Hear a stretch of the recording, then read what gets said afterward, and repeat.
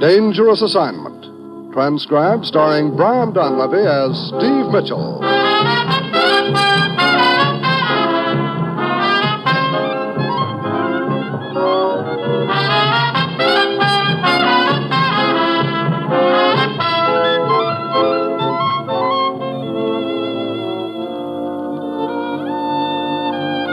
Yeah, danger is my assignment. I get sent to a lot of places I can't even pronounce. They all spell the same thing, though, trouble. But when I walk into the commissioner's office, I don't realize that this assignment's going to prove that sometimes the nicest thing that can happen to a guy is to get kidnapped.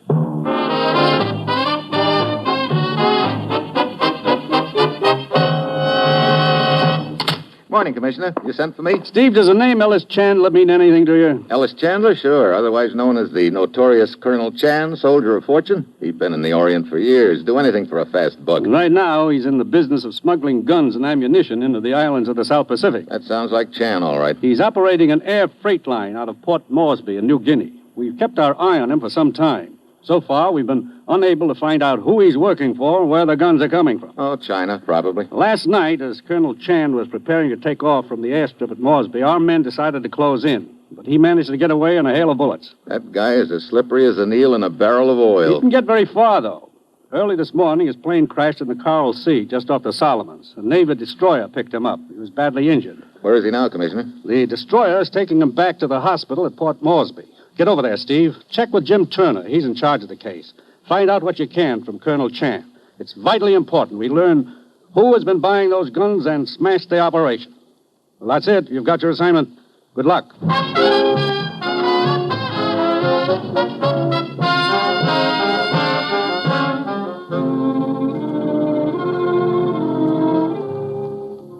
The National Broadcasting Company is presenting Dangerous Assignment, starring Brian Donlevy in the role of Steve Mitchell, colorful, two-fisted government agent. At all those places of the world where danger and intrigue walk hand in hand, there you will find Steve Mitchell on another dangerous assignment. Each Wednesday evening on most NBC stations, you'll hear a great lineup of stellar radio programs. For comedy, laugh with You Bet Your Life and Groucho Marx. Groucho is quick with the quips, and his cutting humor is sure to bring laughs for you and your whole family. Then, from mythical Summerfield, NBC brings you The Great Gildersleeve. It's a laugh-packed 30 minutes of fun with the Water Commissioner, Leroy, Bertie, Marjorie, and all the folks who drop into Peavy's drugstore. Yes, keep your entertainment date with The Great Gildersleeve. And from the front pages of America's newspapers, hear another authentic big story.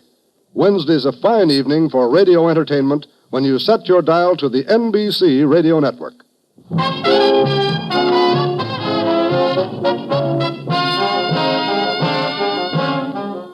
Sure, I've got my assignment. Get over to a hospital at Port Moresby in New Guinea, have a chat with the notorious Colonel Chan, soldier of fortune, and find out who hired him to run guns and ammo into the islands of the South Pacific. It's late Wednesday afternoon when my plane lands. I hustle over to the hospital. Jim Turner, our agent in charge of the case, is waiting for me.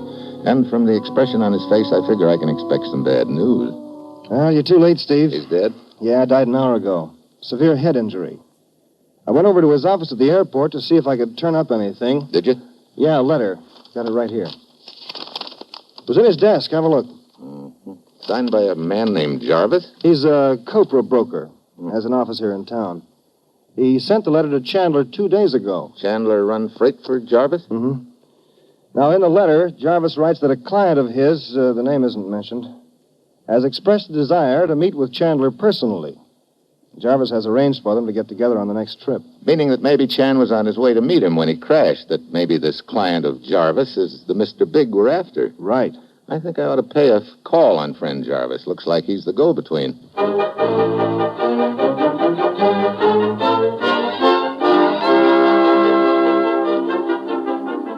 Come in, sir. Come in, please. Thanks.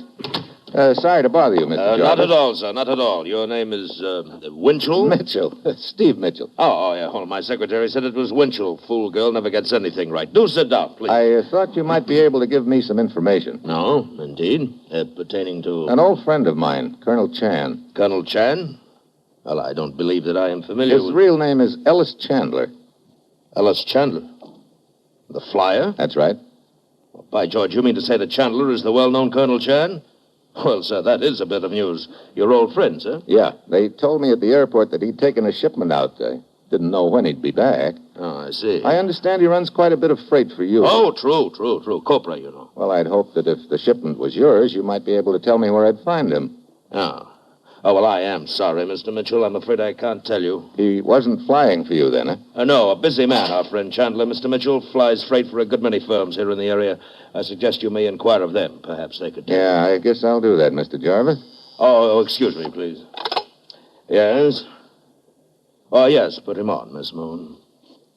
It's a long-distance call from a client, Mr. Mitchell. Sure. I'll be on my way. I'm sorry I wasn't able to help you, sir. Well, thanks anyway.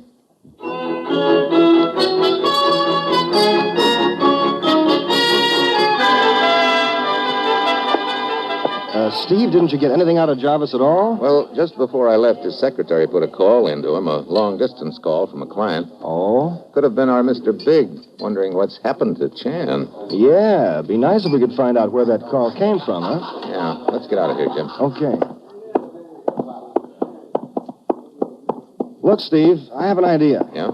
This secretary of Jarvis, Her name is Miss Moon. she'd know where that long-distance call came from. Sure. Is she the, friendly type? Very. Well, if we played our cards right... She might give out with some information, huh? You go back to the hotel. I'll check with you in a while. But what about Miss Moon? That's my cab over there, see it? Yeah, hey, there's a dame in it. Miss Moon? It isn't a mountain goat, Buster. I'll see you later.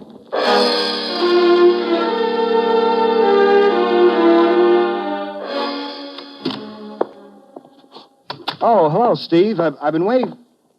Hey, what happened to you? You're soaking wet. Here, I've got something for you. A lily. You can press it in a book sometime. Thanks. Now, look, Steve. Okay. I took Miss Moon to a quiet little cafe for cocktails. While she's sipping a martini, I steer the conversation around it. Jarvis? So? So it turns out she hates the guy, doesn't want to talk about him. Oh, great. So we have another martini. This loosens her tongue? Only her throwing arm. She starts pelting everybody along the bar with oyster crackers. Now she hates everybody. Oh, fine. Sounds like quite a doll. Two Martini Moon, a fat gent close by calls her as he combs the crackers out of his hair. I ease her out of the place and decide she'd better go home. On the way, we pass a lily pond. That's all, brother. I know. She wanted to go in swimming? She shoved before I could refuse the invitation. Well, the cops show up, and I duck out fast. And what happened to Two Martini Moon? Last time I saw her, she was plowing across the pond in a southeasterly direction with the gendarmes in hot pursuit. Well, that sure was a waste of time. Not exactly. What do you mean? That dunking I got in the lily pond gave me an idea, Jim. According to Jarvis's letter, Chan and Mr. Big had never met before, so I become Colonel Chan and go on to meet the big shot. What? Why not? Well, Chan was on his way to meet the big shot. Only we don't know where. Exactly what was Chan's position when he crashed? Well, according to the Navy report, at a point some 30 miles off San Cristobal Island. He was headed south. Probably for the New Hebrides group. Okay, so I take a dunking in the Coral Sea just off the islands. A ship headed in that direction takes me in. Go on. If the news gets around the grapevine that the notorious Colonel Chan had crashed and was picked up and was now stranded on one of the islands... Sure, I get it. If you can't go to Mr. Big, he'll come to you. I want this to look as legit as possible. I'd rather be rescued by someone, not in on the act, if you know what I mean. Okay. While you get into some dry clothes, let me check with one of our men over in Bougainville. He'll know about the ships traveling the trader lanes.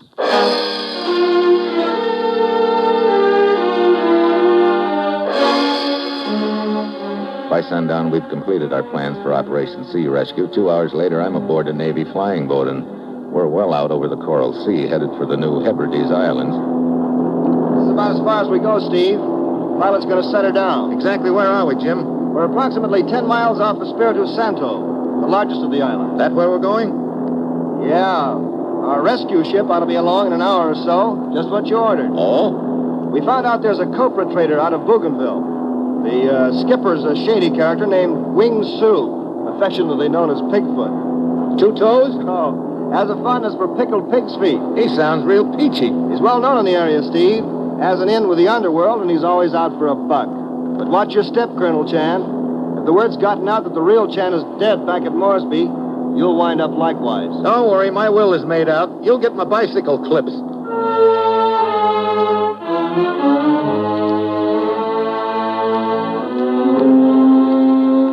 A few minutes later, the seaplane sets down.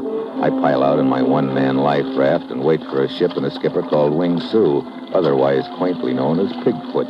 It's 10 minutes of 11 when I look at my watch again, and then I see a ship approaching. I take the flare out of my pocket. It lights up the sky with a pretty red glow. The ship shifts course and heads for me. It looks like I'm in, but a couple of minutes later, it looks like I'm going to be done in. The trader is headed straight for me. I stand up, wave frantically, but she keeps coming right at me.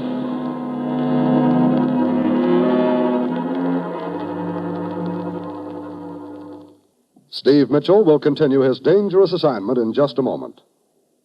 20 seconds from now, a fire will break out somewhere in the United States, causing untold misery and devastation. More than 11,000 persons are killed annually by these fires, many more are injured, and more than $700 million worth of property is lost.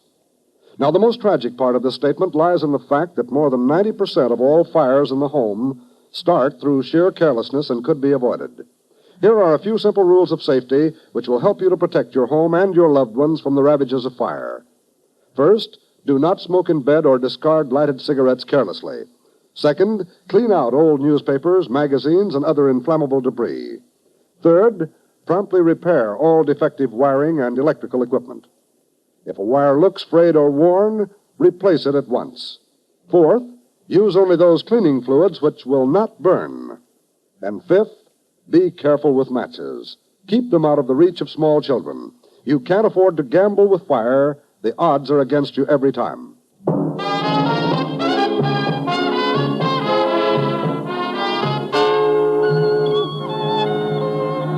Now back to Dangerous Assignment and Brian Donlevy as Steve Mitchell.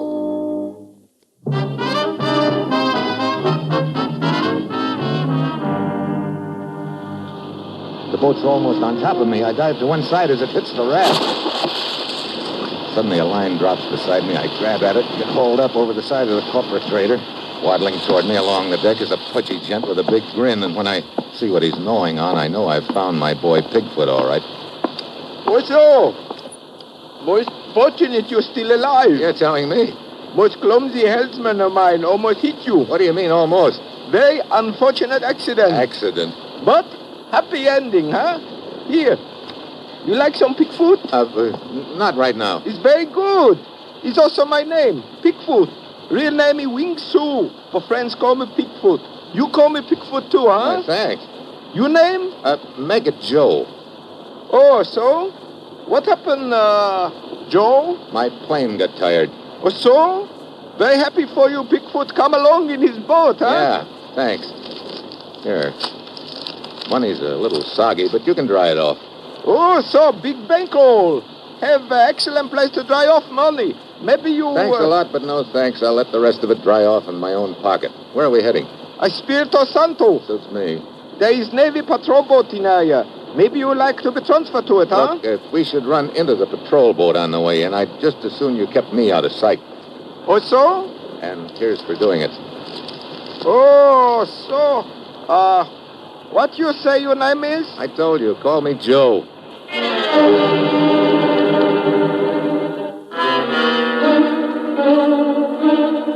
The way Pigfoot's little button eyes keep flicking toward me, I can tell he figures he's got a distinguished visitor aboard, and more important, a chance to pick up a few fast bucks. So far, so good.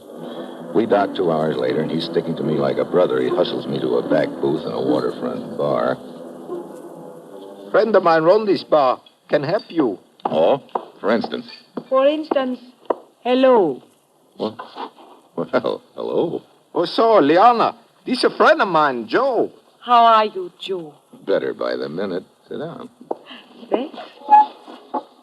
Well, what can I do for you, Joe? You know, that's a leading question and could easily... Hey, wait a minute. Are you the friend Pigfoot was telling me about, the one who runs this bar? That's right. Wait. Over there near the bar, the local law. Lieutenant Fabian. Hey, he's heading this way. Well, Liana. Are you perhaps trying to get your license revoked?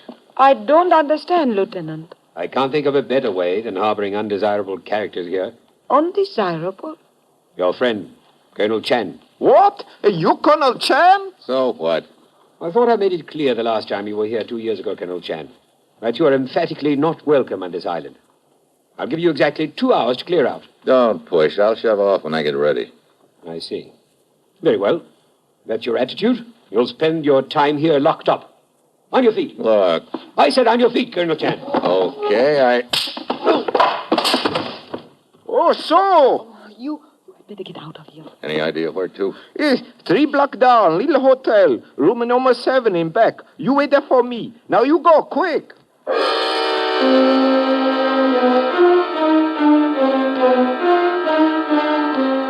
10 minutes later, I'm in a broken-down hotel room. Apparently, the plan is still working okay, and I just hope I didn't slug Lieutenant Fabian too hard. Quite an act he put on. 2 hours later, Bigfoot shows up.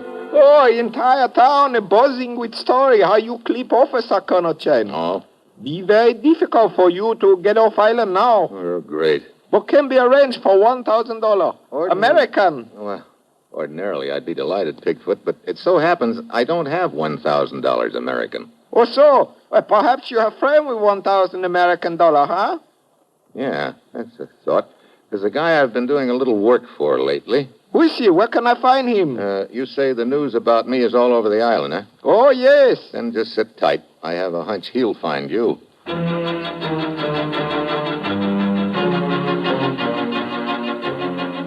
Yeah, I figure that the word will spread through the grapevine that Bigfoot knows where Colonel Chan is hiding. It'll eventually reach the ears of Mr. Big, whoever he is, and that's what I'm counting on. Towards evening, I doze off, but not for long. Who is it? It's your good friend, Bigfoot. Hello. You were right about what would happen, Colonel Chen. What do you mean? Well, after leaving you earlier today, I was contacted by your friend with much money, the man you work for. Oh? Yes. Lives on a nearby island and wished to talk to me. So I go over and brought him back. Where is he? House is not far. I take you. Come.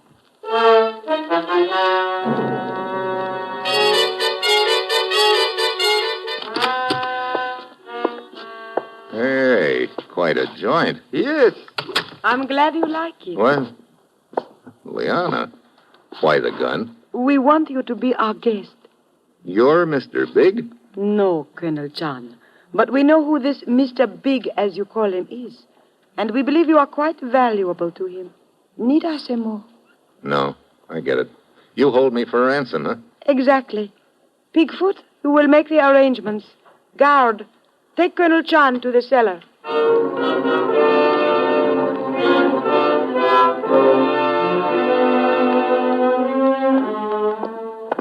Bigfoot leaves, and the guard, a big, rugged-looking gent, takes me down to the cellar. Somehow, I've got to get free and follow Bigfoot because he's obviously going to be heading for the boy who's behind the whole deal. We stop in front of a heavy door.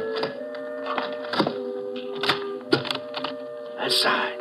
I walk into the room, then just as he starts to close the door behind me, I suddenly throw my weight against it. It swings back into him. Before he can recover his balance, I nail him. I roll him into a quiet corner, climb out the window, and start after Bigfoot. I spot him down near the waterfront. He's covering every bar and dive on the street. He goes in, comes out a minute later, and moves on to the next one. He must be thirsty, Mitchell. What? Oh, Lieutenant Fabian. I think he's rounding up his crew. Oh? Look, Lieutenant, I'm going to try and sneak aboard his boat. Why don't you pick up a couple of your men in the boat and tag along? Where to? If my hunch is right, to an island inhabited mainly by the gent the real Colonel Chan was working for, the gun runner I'm after.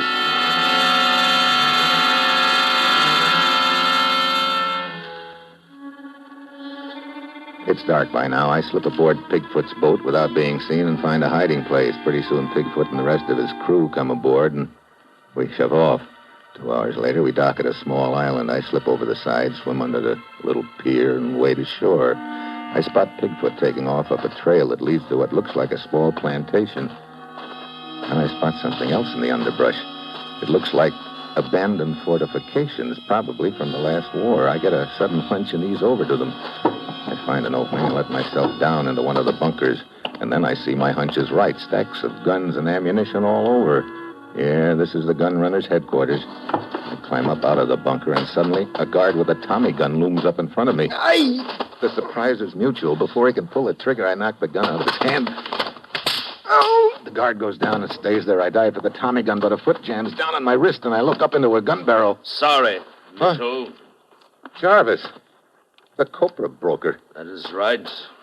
Hey, what is all... Hey, Giacomo. Colonel Chan, how you get here? That is not important right now, and he's not Colonel Chan. More like a government agent. Eh, Mitchell? You're doing the talking, Jarvis. Where's the real Colonel Chan? Dead? If so, that saves me the trouble. You're the boy who's been running the whole deal, huh? That's right. Colonel Chan never knew that. I always posed as the go-between because I didn't want him to get any ideas about trying to take over from me. But he got ideas anyway, apparently. That's why you set up the meeting, to knock him off. Well, a plane crash saved you the trouble. Good. Now, after I take care of you... Please, what about the fee for Pigfoot, Mr. Jarvis? Are you kidding, Pigfoot? You tried to pull a fast one on Jarvis by holding me for ransom, but it didn't work. Oh, no, please. I was only trying to keep you in a safe place so I could deliver you to him. Take a look at his face, Pigfoot. You think he's going to buy that story? You know too much now. The only payment you'll get from him is a slug. Oh, no. Don't listen to him, Pigfoot. He's talking crazy. As soon as I take care of him, we'll have You're next in line, Pigfoot, and you know it. Oh, so sorry, but I better leave now. Stay where you are. No, Don't move! Jarvis takes his eyes off me just a moment to swing his gun toward Pigfoot. That's what I'm waiting for. I grab his arm. I'll take that. Come on now, Hey, Pigfoot! You left your sandals. Mitchell, Huh? Oh, Lieutenant Fabian. we rounded up Jarvis's men. Our friend Pigfoot seems to be in a hurry. I'll guarantee he's never moved that fast before. Want him picked up? After all, he tried to kidnap you. But he also helped me a moment ago when he made a break like I was counting on him to. Now, let's figure he squared things up there. All right. Perhaps we can use him again sometime anyway. I say, look at him go. Go. Man, he's gone. Real gone.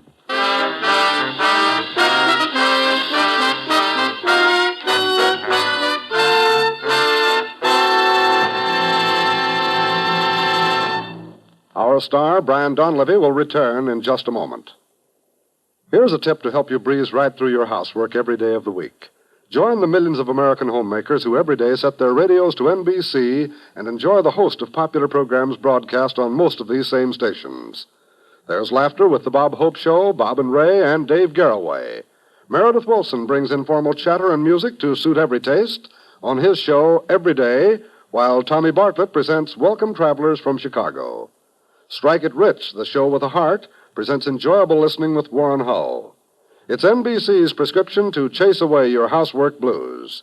So, whether you're doing the dishes, dusting, fixing lunch, sprucing up the house with your vacuum cleaner, or any one of 1,000,001 things that housework entails, be sure to set your dial to this NBC station where you'll hear the finest in daytime radio programs. Remember, you'll hear Bob Hope, Dave Garroway, Tommy Bartlett, Bob and Ray, Meredith Wilson, and Warren Hull Monday through Friday on most NBC stations.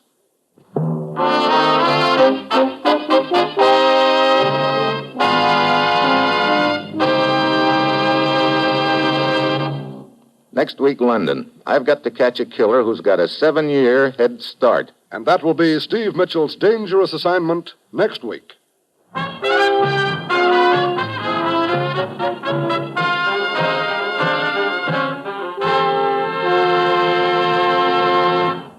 Included in tonight's cast were Ray Dietrich, Bill Conrad, Paul Frees, Betty Lou Gerson, and Don Morrison. This is John Storm speaking.